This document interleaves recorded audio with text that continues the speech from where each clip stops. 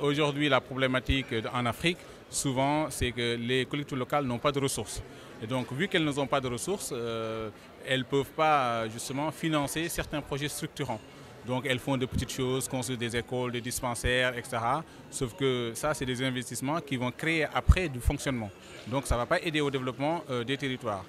Là, nous, notre idée, c'est d'identifier, d'accompagner les collectivités locales par notre expertise.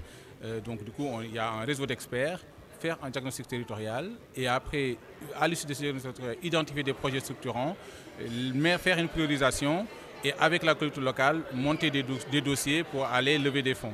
Le cas échéant, apporter nous-mêmes la caution pour que les financeurs privés viennent justement compléter les financements que nous aurons identifiés à l'échelle des territoires. On a travaillé sur la création d'entreprises et du coup la création d'emplois sur les territoires.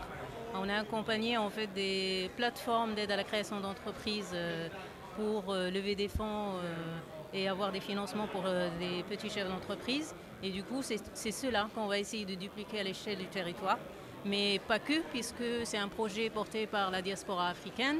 Les membres fondateurs, c'est nous deux, mais il y a beaucoup de personnes qui vont se joindre à nous pour pouvoir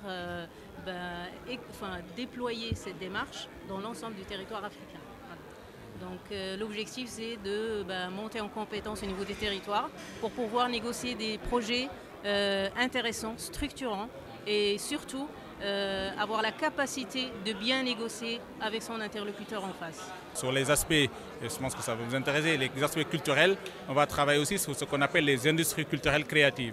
Aujourd'hui, les artistes à l'échelle de leur territoire ne vivent pas de leurs produits, parce que ce n'est pas structuré et parce qu'il n'y a aucun avantage de ce point de vue-là. Donc on va accompagner les collectivités locales pour qu'elles puissent accompagner l'ensemble des acteurs de leur territoire.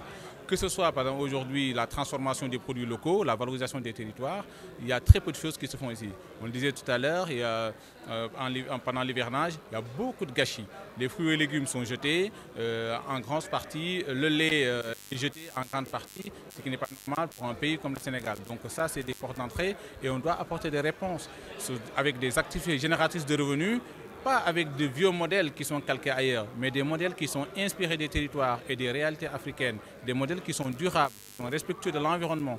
Donc ça, c'est des choses sur lesquelles on peut travailler et ça nous permettra à un moment donné de capitaliser et de créer de la confiance et d'attirer les investisseurs dans les territoires, ce qu'on appelle l'attractivité territoriale. Alors vous savez, moi j'ai fait un compagnonnage de la NAT en 2015 pendant presque 1 an. Donc j'ai travaillé, le DG de la NAT, on se connaît très bien, c'est un ami et un jeune frère. Donc du coup, le plan national d'aménagement du territoire, justement, je fais partie de ceux qui ont travaillé avec lui sur cette vision-là. Mais aujourd'hui, il faut qu'on dépasse les documents de planification nationaux. Il faut qu'à l'échelle des territoires, qu'on construise des schémas de cohérence, des contrats territoriaux qui permettent de financer, d'identifier des projets et de les financer. Voilà. Et tout en respectant bien sûr l'ajustement structurel entre les objectifs de l'État et les objectifs des collectivités locales. Donc l'acte de la décentralisation ne sera une réalité que par ce biais-là. Aujourd'hui, tous les services de l'État que nous avons accompagnés nous ont accueillis de manière très favorable. La preuve, c'est qu'aujourd'hui, on a eu l'Union des élus locaux, donc c'est-à-dire que ce soit l'association des maires, l'association des départements, ils sont favorables à cette démarche-là. Le ministre de gouvernance locale, donc nous avons rencontré son directeur de cabinet, c'est pareil, donc c'est quelqu'un qui est très favorable.